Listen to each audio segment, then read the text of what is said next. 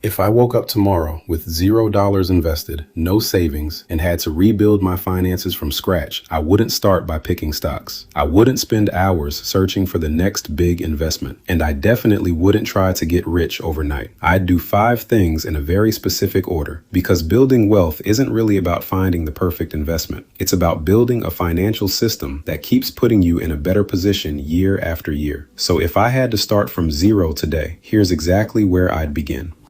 Step 1 would be getting control of my cash flow. And this sounds incredibly basic, but it's where everything starts. If more money is leaving your bank account every month than coming in, investing isn't going to fix the problem. You have a cash flow problem first. So I would spend the next 30 days figuring out exactly where my money is going. Not estimating, not saying I probably spend about $300 on food. I'd actually look at the numbers: housing, transportation, groceries, subscriptions, restaurants, entertainment, debt payments, everything. Then I'd divide my expenses into 3 categories: must have, nice to have, not necessary. The goal isn't to make life miserable. The goal is to create a gap between what I earn and what I spend, because that gap is where wealth starts. If you earn $5,000 a month and spend $5,000, your investment strategy doesn't matter very much. But if you can consistently create a $500, $1,000, or $1,500 monthly surplus, now you have something powerful. You have capital, and capital gives you options.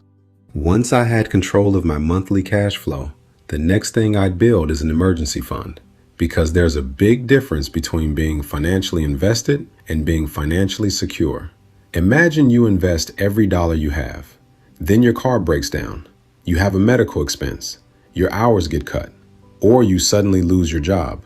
If you have no cash reserve, you may be forced to sell investments or take on expensive debt at exactly the wrong time. So I'd build an emergency fund before aggressively investing beyond the basics. My first milestone would be simple: $1,000. Not because $1,000 solves every financial emergency. It doesn't. It's simply a psychological and financial starting point. After that, I'd work toward a larger emergency reserve appropriate for my situation and expenses. The exact number isn't the same for everyone. Someone with a stable job and low expenses may need a different reserve than someone with variable income and a family depending on them. The important part is having money available when life doesn't go according to plan. Step 3 is where I would start attacking expensive debt. And there's an important distinction here. I'm not saying every dollar of debt is automatically bad. Some forms of debt can have a very different financial impact than high-interest consumer debt. But if I had high-interest credit card debt, I'd make eliminating it a major priority. Think about it this way. If you're paying a very high interest rate on a balance, you're fighting against that cost every single month. Before trying to optimize a complicated investment portfolio, I'd want to remove that financial drag. I'd list every debt I had: balance, interest rate, minimum payment. Then I'd choose a payoff strategy and attack it aggressively while continuing to meet all required payments. The goal isn't just having a zero balance. The goal is freeing up future cash flow. Because once that monthly payment disappears, that money can start working for you instead of working against you.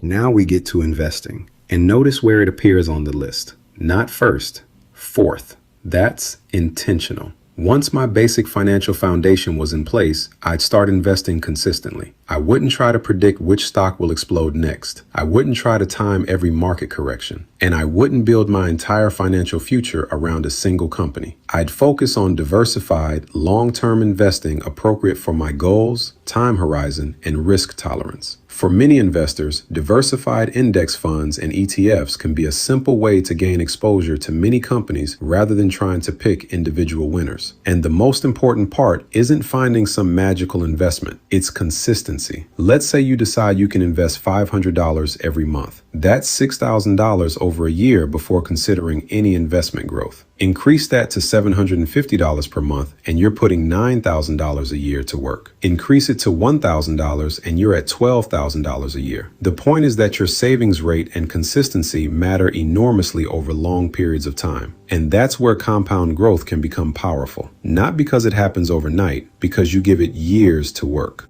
But there's another part of building wealth that doesn't get enough attention. Increasing your income. Cutting expenses has a limit. You can only cancel so many subscriptions. You can only eat at home so many nights. But your income potentially has much more room to grow. So if I were starting from zero, I'd spend time developing skills that increase my earning potential. That could mean getting better at my current job, negotiating compensation, learning technology, developing sales skills, getting a certification, changing employers, starting a side business, or building another source of income. And here's the important part. I wouldn't immediately spend every raise I received. If my income went up by $500 a month, I'd try to direct a meaningful portion of that increase toward my financial goals. That's how you avoid lifestyle inflation, turning every raise into a more expensive lifestyle. So if I had to start completely over, here's my roadmap. First, get control of cash flow. Second, build an emergency reserve. Third, attack expensive debt. Fourth, start investing consistently. Fifth, increase my income and protect my savings rate as my income grows. And then I'd repeat the process. Earn more, spend intentionally, save consistently, invest for the long term, avoid unnecessary financial mistakes, and give the process time. Because building wealth isn't usually one huge decision. It's hundreds of small decisions repeated for years. If you're starting from zero, you don't need to have everything figured out today. You just need to know your next step. If you want more simple strategies for building wealth, subscribe to the Wealth Routine. And in the next video, we're going to break down 7 money habits that could be quietly keeping you from building wealth. I'll see you there.